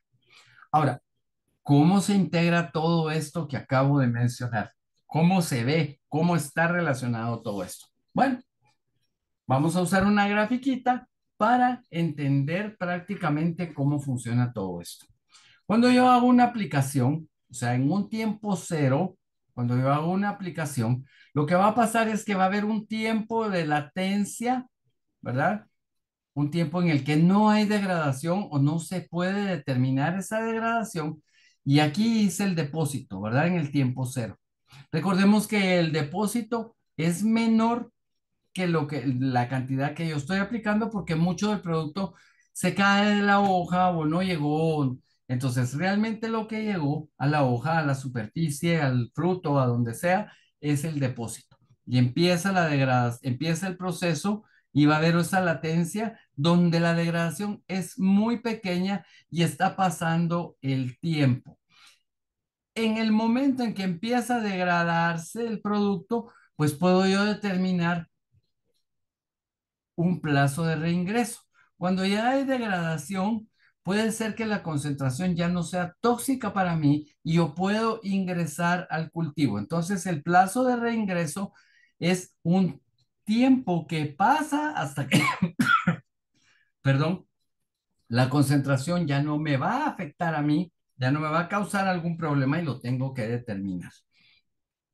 Luego va a empezar a haber una degradación y va a haber disipación, va a haber una degradación de ese material, ¿verdad? Y empiezan a formarse los metabolitos y los residuos y todo lo que ya hemos hablado, hasta llegar a un punto aquí, por ejemplo, a este punto en donde ya no hay problema de concentración, ¿verdad?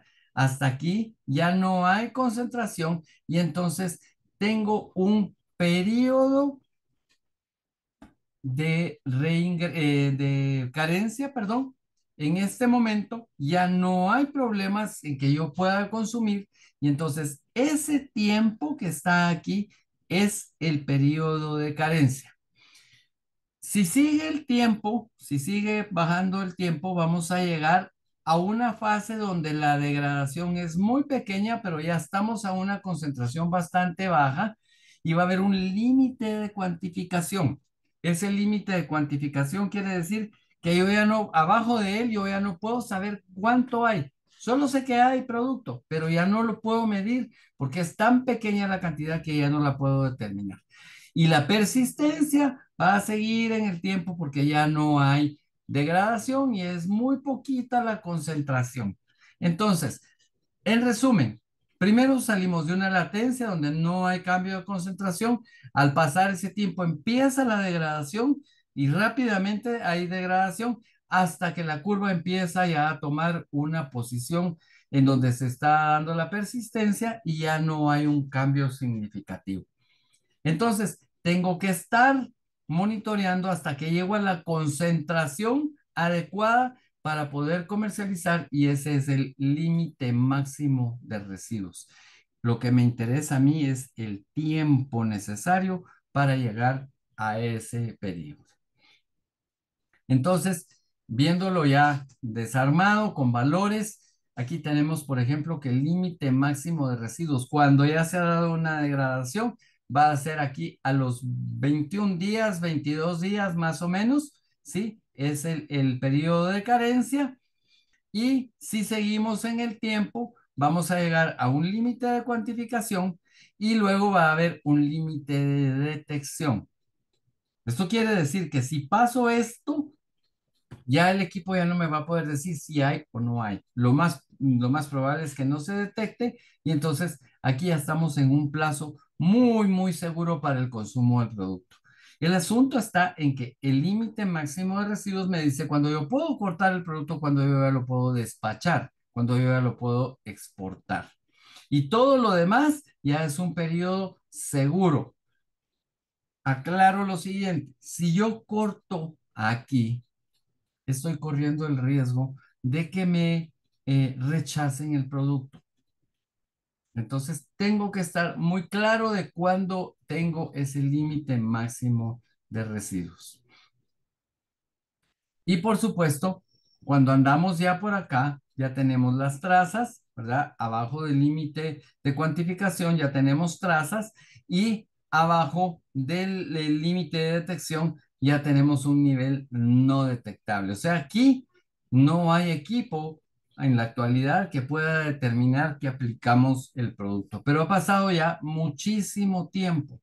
Noten que aquí en esta gráfica estamos casi a 60 días desde el día 52 más o menos hasta el día 60 y más adelante ya no podemos determinar que hubo presente el compuesto. Ahora, ¿cómo es la interacción del medio en la degradación? Fíjense que hay un montón de factores que están asociados, ¿verdad? ¿Cómo es la deposición? ¿Cómo hicimos la aplicación sobre el producto? ¿Cómo es en sí el plaguicida, la formulación y los mecanismos de acción? Eso también es importante. Pero también está todos los factores ambientales, la precipitación, la humedad, la cantidad de sol, ¿verdad? De luz ultravioleta, la temperatura, los vientos y la deriva y todo lo que hay. Y, por supuesto, el tipo del cultivo y el estado fenológico, la variedad, el manejo agronómico. Todos estos detalles combinados van a intervenir precisamente en esa curva de degradación que acabamos de ver. Y también ya en sí, en el cultivo y en el suelo, pues hay absorción, pero también hay volatilización. El estado fenológico es importantísimo, hay bioacumulación y hay un montón de fenómenos, escorrentía, lixiviación en el suelo, desorción, absorción por la planta, bioacumulación, degradación química, degradación microbiológica, absorción en el suelo, lavado, ¿verdad? Porque si, digamos, hicimos una aplicación hoy en la mañanita y en la noche, hay lluvia, pues también puede haber lavado y entonces hay escorrentía, hay lixiviación y se dan todo ese tipo de fenómenos. Noten que es un sistema bastante complejo y que nosotros podemos controlar esta parte, podemos controlar esta parte y tenemos acceso a esta parte que está por acá. También podemos controlar cuando hacemos la aplicación. Consideraciones de degradación del ingrediente activo. ¿Cuáles son intrínsecas a la materia activa? O sea, ¿cuáles son relacionadas con las propiedades físico-químicas del ingrediente activo? Primero, el tamaño de la molécula y su estructura. Segundo, si es hidrosoluble o es lipofílica.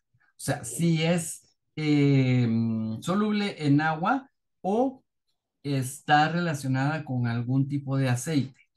Tercero, el poder vaporizante en sí de la molécula. ¿Qué tanto se vaporiza? Pues solubilidad, si es soluble o no es soluble en agua o en el medio donde estamos tratando.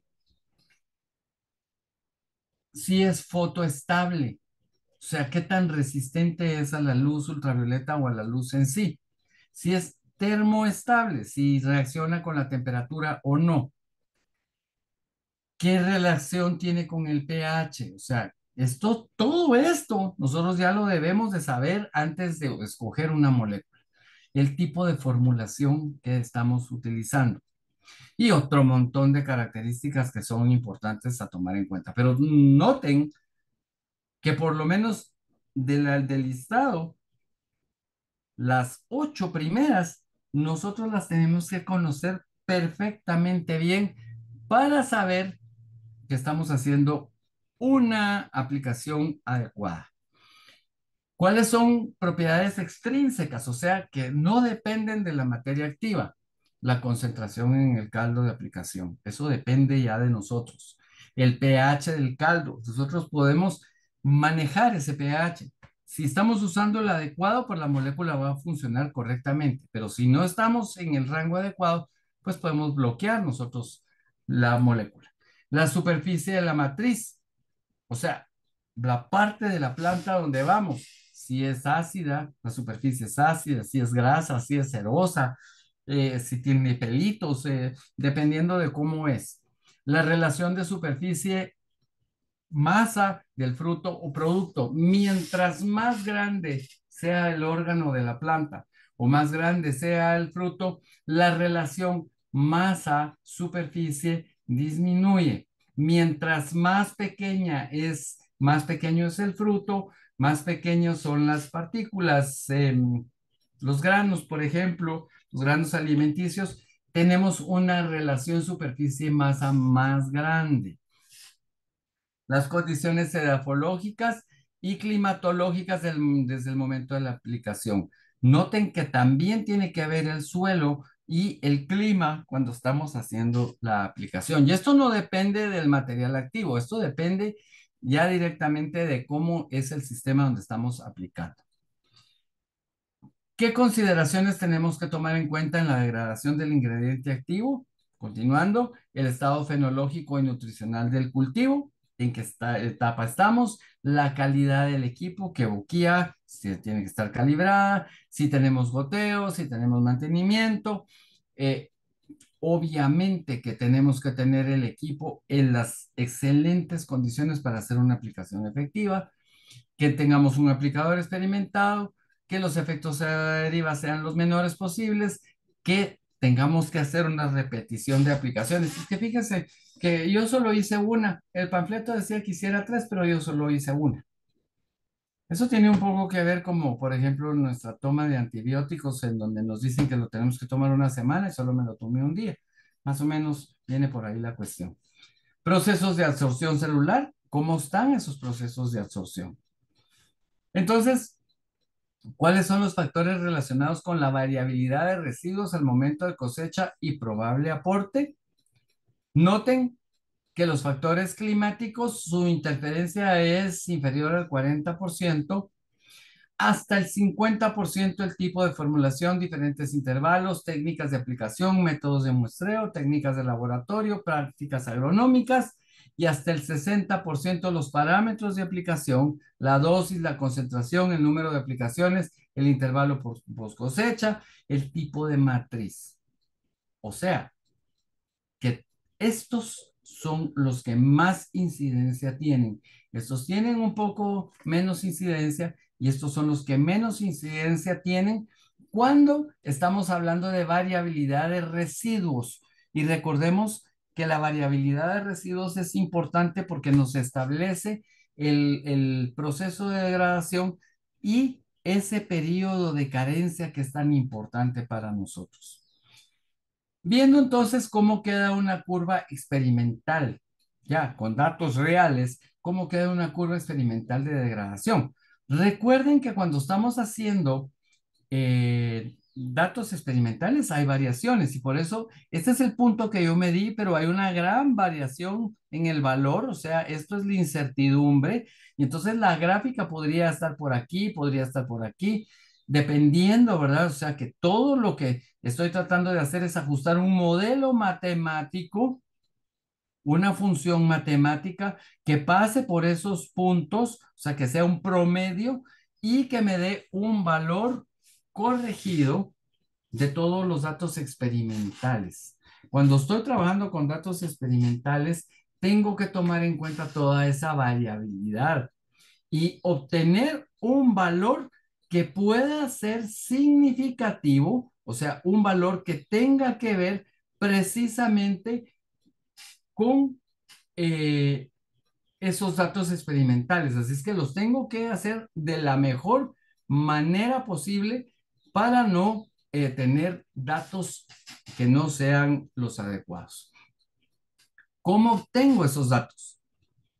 Bueno, tengo que hacer un diseño para esa evaluación. Esta es la fase más crítica de todo el proceso, el diseño experimental.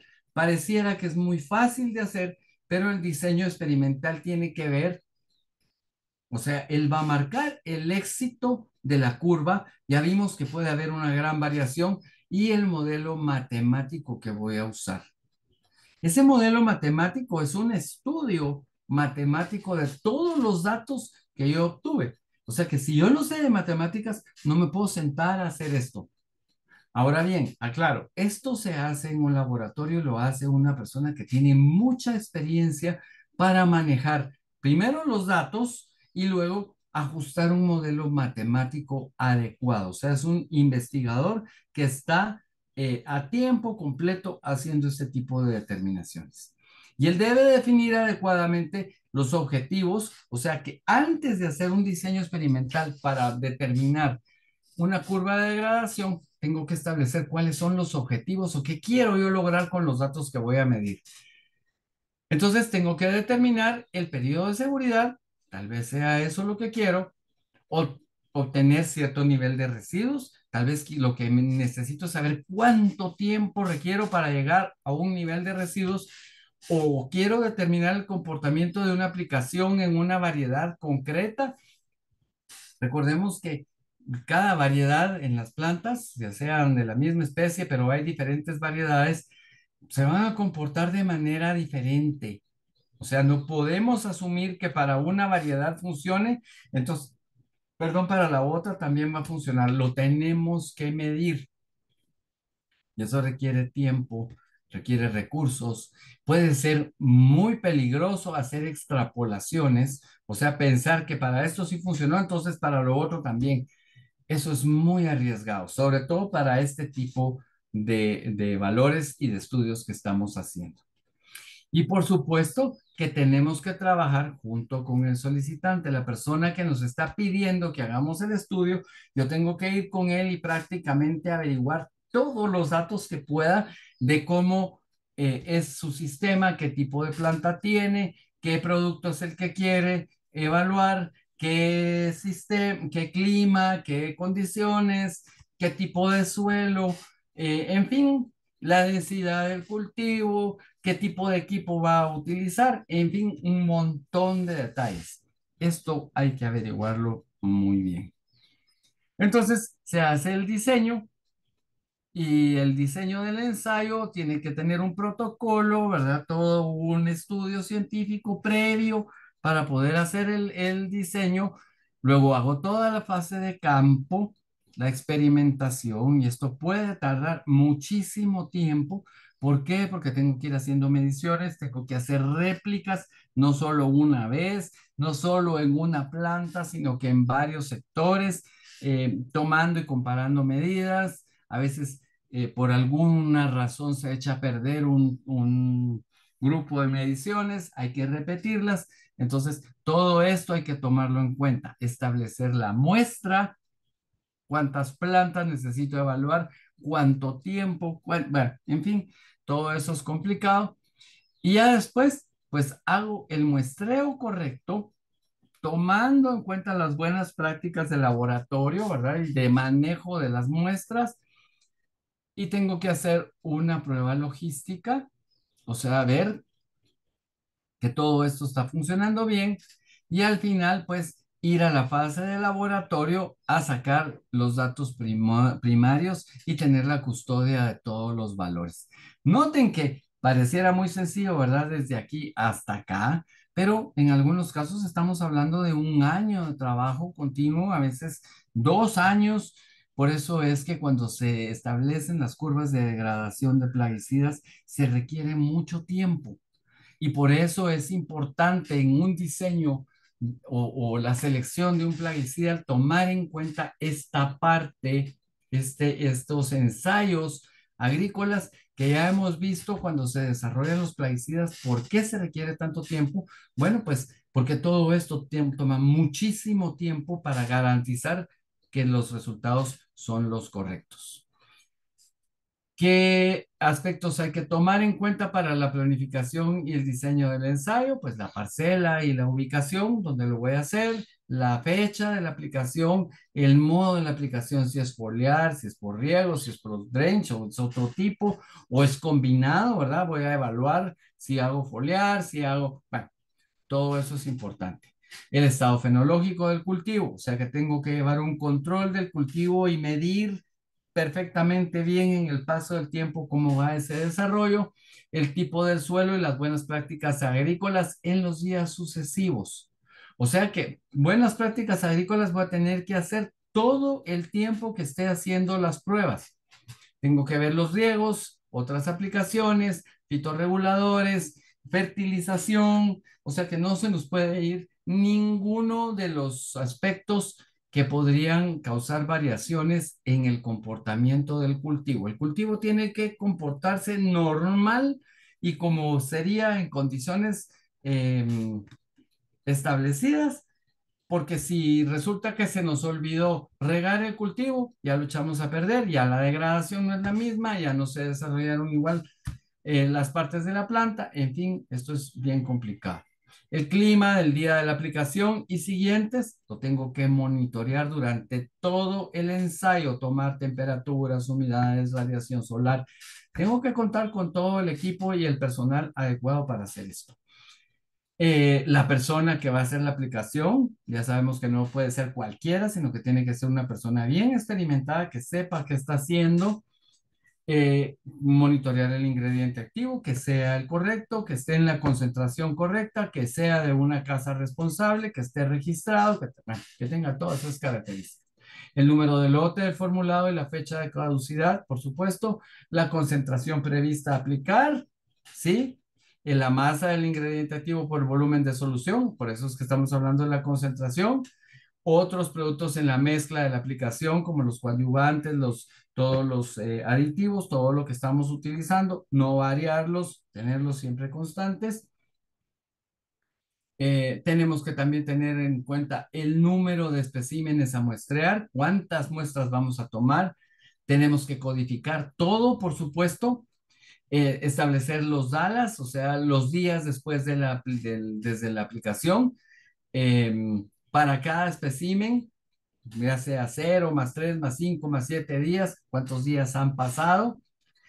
Tengo que hacer la elección de la parcela, dónde voy a hacer las aplicaciones, por qué las estoy haciendo ahí, escoger dentro de un sistema estadístico una muestra representativa de toda la parcela, tiene que estar debidamente acotada y georreferenciada para que ir con un GPS, es bueno, aquí voy a hacer la aplicación de la medición, también la voy a hacer aquí, también la voy a hacer por aquí, también la voy a hacer por aquí, también la voy a hacer por aquí, para que sea el mismo lugar exacto en donde yo vaya a tomar las muestras cuando tenga que ir a tomar las muestras para dar continuidad, determinar el índice de vegetación de diferencia normalizada, el NDVI, por supuesto, es muy aconsejable. Realizar muestreos sobre ploteos marcados y separados entre sí de cada 30 a 50 metros, o sea, no puedo venir y solo tomar una muestra aquí y luego una por aquí, una, no, tengo que tener una una disposición o una distribución de las muestras que voy a tomar, no solo una, sino que varias, y que estén separadas entre 30 y 50 metros cuando hicimos la aplicación. Y los pasos a seguir para un muestreo adecuado es fijar el objetivo del estudio, o sea, otra vez, ¿qué queremos hacer? Definir el fitosanitario a evaluar, qué molécula queremos evaluar, definir las fechas de muestreo, diseñar la toma de muestra, tomar las muestras correctamente, no echarlas a perder, porque hay muchas personas que van, toman las muestras con todo el cuidado, pero las dejan guardadas en una hielera y se les olvidó, eso ya no sirve. Colectar la información de campo, toda la que se pueda, y enviar las muestras al laboratorio de la manera más efectiva. Algunos ejemplos, solo para ver rápidamente cómo son. Estos son controles de datos climatológicos de un ensayo en mandarina. Miren cómo varía la radiación solar. Miren cómo varía también la temperatura media, ¿verdad? Cómo va variando la temperatura. Y por supuesto, cuando hubo precipitaciones. También eso está graficado. todos esos puntos, las precipitaciones son importantes, la temperatura diaria hay que establecer un promedio, ¿verdad? Cómo va bajando la temperatura, cómo va cambiando la radiación solar con respecto al tiempo, ¿verdad? Porque va variando la radiación solar, todo eso lo tenemos que controlar y entonces eso nos permite obtener las curvas que ya vimos, ¿verdad? ¿Cómo son esas curvas hasta llegar a un periodo de carencia? Aquí al, digamos, al 20, día 22 ya podemos tener un periodo de carencia. Aquí estamos en el LMR, aquí, pero tenemos tres valores, tenemos que sacar un promedio y entonces ese es ya un ejemplo de cómo es una curva. Y para finalizar, después de haber hablado tanto con ustedes, ¿cuáles son los beneficios para el agricultor? Sara, ¿para qué sirve todo esto que hicimos? Primero, el agricultor podrá, con estos valores, planificar con más certeza los momentos en que debe hacer las aplicaciones. ¿Por qué? Porque va a necesitar cierto tiempo para que se degraden las moléculas y llegar al límite máximo de residuos. Va a tener certeza de exportar o comercializar sus productos respetando los marcos regulatorios y cumpliendo con los LMRs de destinos específicos. O sea que si el agricultor tiene cuidado de tener curvas de degradación medidas o saber cuánto es ese periodo de carencia, va a garantizar que sus cultivos van a respetar ese límite máximo de residuos y no le van a rechazar el producto. Va a generar confianza en sus compradores. Si siempre cumple con los límites máximos de residuos, va a crear confianza y va a permitir que los productos que manden en un futuro sean bien recibidos también. Además de mostrar a las certificadoras que tiene buenas prácticas de manufactura y ambientales, o sea que sus gestiones son bien robustas y que sabe hacer manejo de aplicaciones de fitosanitarios. O sea que esto es muy, muy importante para el agricultor. Y en conclusión, o sea, las grandes conclusiones es establecer una cinética y curvas de degradación de agroquímicos en diferentes cultivos y condiciones va a permitir tener un mejor control sobre la calidad de los productos vegetales obtenidos, predecir futuras producciones y rendimientos, ahorro en costos, por supuesto, y sobre todo no echar a perder producto que se va a ir porque va fuera de especificaciones, reducción del impacto ambiental, porque va a tener mucho control y va a saber cómo debe hacer una aplicación cuando es el periodo de carencia, cuando es el periodo de reingreso, qué depósito tiene, cuánto tiempo necesita para hacer todas sus gestiones y hacer una aplicación efectiva, por supuesto, ¿verdad? Porque todo esto lo que pretende es hacer aplicaciones efectivas, tener un control adecuado de la producción para cumplir con las regulaciones y los LMRs a la hora de exportar y a la hora del consumo local, porque también son importantes los LMRs cuando producimos para consumo local. Y por supuesto, podemos tener información disponible para compartir.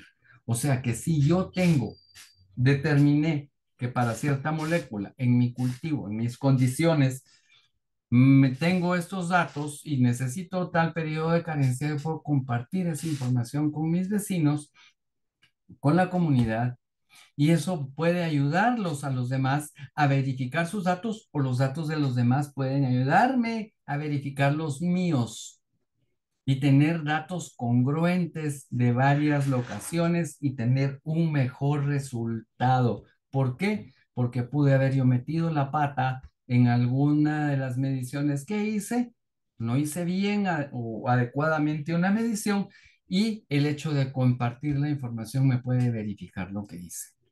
Espero haber logrado con esto introducirlos en el tema de las curvas de degradación. Sé que algunos de los temas son complejos, sobre todo los temas de cinética, pero lo que necesitamos es mente abierta y ganas de aprender, porque hay que leer mucho con respecto a esto. Es importante entender cómo hacer una determinación y cómo manejar esa información. Ya vieron que los beneficios son muchísimos para los agricultores y para las personas que usan todos estos conocimientos científicos a la hora de hacer las aplicaciones de los plaguicidas y sobre todo de producir productos inocuos para la alimentación humana y la alimentación animal. Entonces yo hasta aquí me quedo con los dos temas. Luis, por favor, ¿me podrás indicar si estamos, si tenemos alguna observación? Con todo gusto, Cristian, muchas gracias por los dos temas que nos compartiste este día tan importantes. El primero recordándoles a los amigos que fue aplicaciones efectivas de plaguicidas y con este segundo cerrando lo que fue curvas de degradación de plaguicidas. Bueno, Henry Castillo consulta algo específico en el tema café. ¿Cuál es el periodo de tiempo aplicando triazoles antes de cosecha? Le voy a, le voy a devolver la pregunta.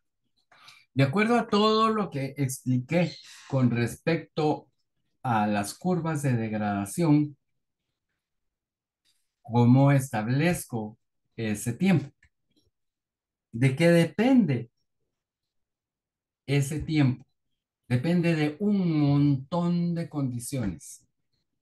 Depende de las condiciones ambientales con las cuales él trabaja, o sea, qué temperaturas, qué altura, qué radiación solar tiene, qué concentración está utilizando para hacer la aplicación, qué tipo de triazol está utilizando, porque no son varios, o sea, hay diferentes tipos. eh, el cultivo en sí, en fin, hay un montón de factores que tienen que ver precisamente con el establecimiento de la degradación del producto. Yo no le puedo contestar, son 15 días, son 10 días, son 5 días, son 2 días. No se puede contestar porque depende de la degradación que está marcada por todas las condiciones que él está utilizando y que tiene en el lugar donde está aplicando. Lo que sí puede hacer es buscar referencias de estudios que hay en la literatura. Si se mete uno, sobre todo si uno tiene acceso a todas las fuentes científicas en donde están todos los estudios que se han hecho sobre las aplicaciones, a ver si hay específicas para el café, alguna que tenga referencia en condiciones muy similares a las que él tiene, y si no, usar una referencia si es que no tienen ni idea.